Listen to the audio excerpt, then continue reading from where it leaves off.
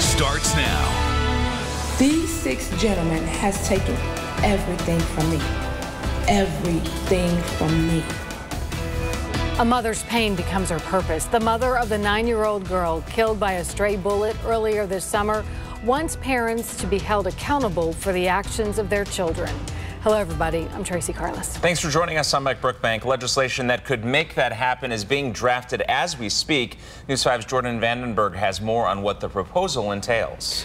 6 people were charged in connection with Saniyah's death, 3 adults and 3 juveniles, all of them accused of having a part in a rolling gun battle in broad daylight that ended with Saniyah Nicholson's death. And Saniyah's mother says the parents of those juveniles had a role in it too. Saniyah Nicholson was only 9 years old, cheerful, beaming, honor roll student. She was only 9 years old, and she'll always be. You guys can begin to understand what I'm going through as her mom. I'm broken, I'm devastated, I'm torn, and ever since June 20th, I don't even know who I am anymore. Marcianette Daniels is her mother, stricken by grief, inspired by tragedy, determined to prevent another parent from having to go to the same deep, dark place that she did. Babies killed my baby. 16 and 17-year-olds outside of the adults. When do parents become parents?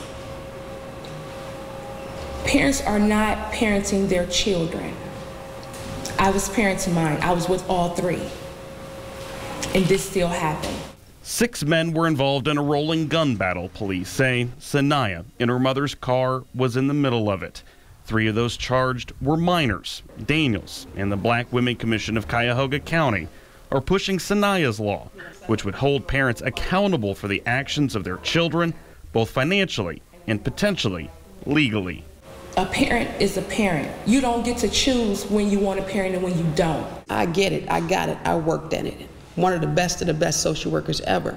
But I also understand that you have to do whatever it takes. And when it don't work, one thing we know is this: when you go into them pockets, people begin to listen.